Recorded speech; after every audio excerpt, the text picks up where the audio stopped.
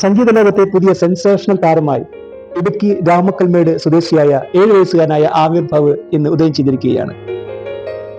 മലയാളത്തിന്റെ പുണ്യമെന്നും അഭിമാനമെന്നും ഒക്കെ വിശേഷിപ്പിക്കുന്ന ജനക്കോടികളുടെ ഹൃദയത്തിന്റെ ആദരവ് ഏറ്റുവാങ്ങിക്കൊണ്ട് Sony star super star singer 3 അവൻ വിജയിയായിരിക്കുകയാണ്.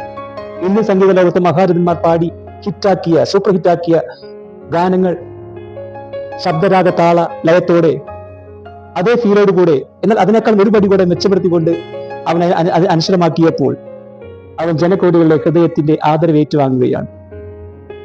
7 വയസ്സുകാരനായ ഈ ബാലൻ ഇന്ന് സംഗീത ലോകത്തെ പുതിയ വാഗ്ദാനമാണ്. ജീനിയസ് എന്നാണ് അവനെ, സംഗീത ലോകത്തിലെ ജീനിയസ് എന്നാണ് അവനെ അവർ വിശേഷിപ്പിക്കുക. ഈ ചെറു ബാലന്റെ ഇന്റർവ്യൂവിനിടയിൽ അവന്റെ അമ്മ പറഞ്ഞൊരു കാര്യം വളരെ ശ്രദ്ധേയമാണ്. എങ്ങനെയാണ് ഈ ചെറിയ ബാലൻ ഇത്രയും ചെറിയ പ്രായത്തിൽ ഇത്രയും അഗാധമായ പാണ്ഡിത്യത്തോടെ അറിവോടുകൂടെ സംഗീതത്തെ ഹൃദയത്തിലേക്ക് ഏറ്റുവാങ്ങിക്കൊണ്ട് ആ ഹൃദയത്തിൽ നിന്നും വളരെ കൃത്യതയോടെ, വളരെ തന്മയത്വത്തോടെ, വളരെ മനോഹാരിതയോടെ ഈ സംഗീതത്തെ ജനഹൃദയങ്ങളിലേക്ക് കൊടുത്തു എന്നുള്ളതാണ്. അമ്മ ഇപ്രകാരം പറയുന്നു: ഇവനെ ഞാൻ ഗർഭിണിയായിരിക്കുമ്പോൾ ഇവന്റെ മൂത്ത കുട്ടിയായ അനിർവിന്യ, എന്റെ മൂത്ത മകള് കർണാടക സംഗീതം പഠിക്കുകയുണ്ടായി. ഈ കർണാടക സംഗീതം പഠിക്കുന്നതിനിടയിൽ ആ വീട്ടിൽ വന്ന് എന്റെ അടുക്കൽ നിന്ന് പ്രാക്ടീസ് ചെയ്യുകയും ഓരോ ദിവസവും ഈ പ്രാക്ടീസ് കേട്ടുകൊണ്ട് എന്റെ ഉദരത്തിലുള്ള ഈ കൊച്ചുമകൻ അത് സന്തോഷിക്കുകയും ചെയ്തെന്നാ പറയുക. ഒരുപക്ഷെ അതായിരിക്കാം അവനെ ഇത്രയും ചെറുപ്പത്തിൽ തന്നെ 1 വയസ്സ് മുതൽ അവൻ റിയാലിറ്റി ഷോയിലെ എന്റർടൈനറൊക്കെ ആയിട്ട് അവൻ മാറുകയുണ്ടായി. അപ്പോൾ ചെറിയ വയസ്സ് മുതൽ 20 വയസ്സ് വരെ അവനിങ്ങനെ സംഗീതത്തിന്റെ അഗാധമായ പാണ്ഡിത്യത്തിലേക്ക് ഇറങ്ങാൻ സാധിച്ചിട്ടുണ്ടെങ്കിൽ ഒരുപക്ഷെ ഉദരത്തിൽ നിന്ന് ലഭിച്ച, ഞാൻ ഗർഭിണിയായിരിക്കുമ്പോൾ അവന് ലഭിച്ച ഈ ട്രെയിനിങ്ങോ അല്ലെങ്കിൽ ഈ സംഗീത ലോകത്തിന്റെ വാസനയൊക്കെ ആകാം.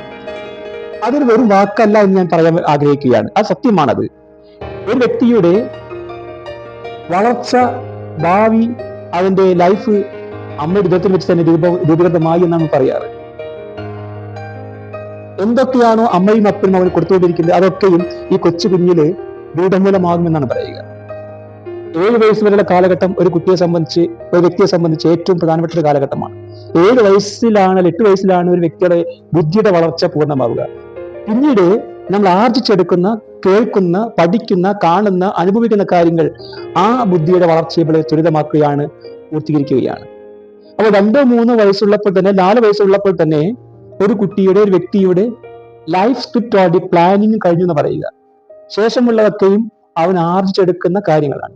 അപ്പോൾ 4, 5, 6, 7 വയസ്സിനുള്ളിൽ തന്നെ ലഭിക്കുന്ന നന്മകൾ, ആ വ്യക്തി ലഭിക്കുന്ന ഗുണങ്ങൾ, ആ വ്യക്തി പാരന്റ്സിൽ നിന്ന് ആർജിച്ചെടുക്കുന്ന കാര്യങ്ങൾ അവന്റെ ജീവിതത്തെ വരച്ചു കാട്ടാൻ പറ്റുന്ന ഏറ്റവും വലിയ കാര്യമായിട്ട് ഇത് പരിഗണിക്കുന്നുണ്ട്. അപ്പോൾ ശ്രദ്ധിക്കണം, ഒരു വ്യക്തിയുടെ ഭാവി നിർണ്ണയിക്കുന്നത് 7 വയസ്സ് വരെയുള്ള കാലഘട്ടമാണ്.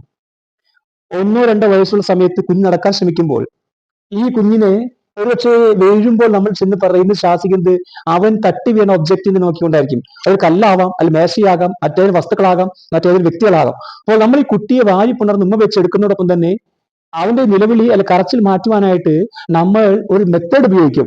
എന്താണ് ആ മെത്തേഡ്? ആ മെത്തേഡ് എന്ന് വേറൊന്നുമല്ല, നമ്മൾ അവിടെയുള്ള ആ വസ്തുവിനെ, ഒബ്ജക്റ്റിനെ, ഏതൊരു കാരണമാണോ അവനെ വീഴ്ത്തിയത്, അവനെ വേദനിപ്പിച്ചത്, അത് നമ്മൾ തല്ലുകയോ അല്ലെങ്കിൽ അടിക്കുകയോ ഒക്കെ ചെയ്യും. മോനല്ല, അത് അവനാണ്, ഈ വസ്തുവാണെന്ന് പറഞ്ഞ് അവനെ ആശ്വസിപ്പിക്കും, അവനെ കരച്ചിൽ നിൽക്കുകയും ചെയ്യും. അന്ന് മുതൽ ഈ കുട്ടിയുടെ മനസ്സിൽ, ഹൃദയത്തിൽ, മസ്തിഷ്കത്തിൽ ഒരു ഫോർമേഷൻ, ഒരു തെറ്റായ അറിവ് രൂപം കൊള്ളുകയാണ്. അതായത് ഞാൻ മറന്നു വീഴാൻ കാരണമായത് എന്റെ മിസ്റ്റേക്ക് കൊണ്ടല്ല, എന്റെ തെറ്റുകൊണ്ടല്ല, പിന്നെയോ ഈ കല്ലിന്റെയോ ഈ മേശയുടെയോ അല്ലെങ്കിൽ ഈ വ്യക്തിയുടെയോ ഒക്കെ കാരണം കൊണ്ടാണ്. സോ അന്ന് മുതൽ അവന്റെ മനസ്സിൽ ഒരു തെറ്റായ റോങ് ലേണിംഗ് നടക്കുകയാണ്.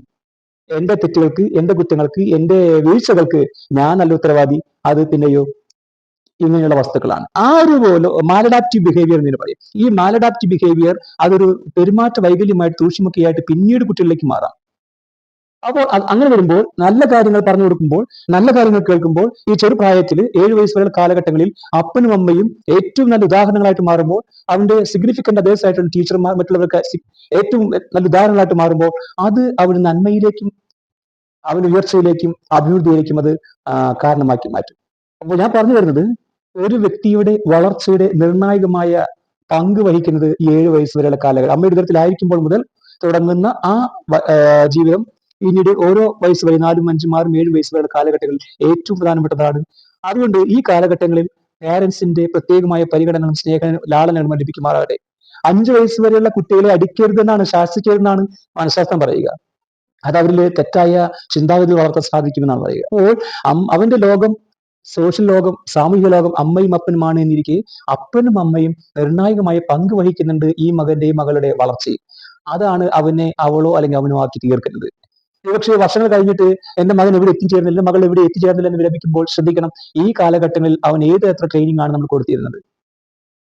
ഈ ചെറിയ പ്രായത്തിൽ 4-5 വയസ്സുള്ള സമയത്ത് ഈ കൊച്ചു ബാലൻ അല്ലെങ്കിൽ കൊച്ചു ബാലിക കുട്ടി ഏതെന്തിനോടാണോ കൂടുതലായിട്ട് സമയം സ്പെൻഡ് ചെയ്യുന്നത്, കമ്പ്യൂട്ടർ ആകട്ടെ, അല്ലെങ്കിൽ വാഹനങ്ങളാകട്ടെ, അല്ലെങ്കിൽ മറ്റൊരു ടീച്ചിങ് മെത്തേഡ് ആകട്ടെ, മറ്റേതെങ്കിലും രീതിയിലാകട്ടെ, അല്ലെങ്കിൽ വൈദികനാകാനുള്ള ഒരു ശ്രമമാകട്ടെ, ഒരു കന്യാസ്ത്രീയാകാനുള്ള ശ്രമമാകട്ടെ, അത് വിവേചിച്ചറിയുവാനുള്ള പക്വതയും പാകതയും അറിവും ജ്ഞാനവും ഒരു അമ്മയ്ക്കും ഒപ്പം ഉണ്ടാകണമെന്ന് പറഞ്ഞു വയ്ക്കുകയാണ്.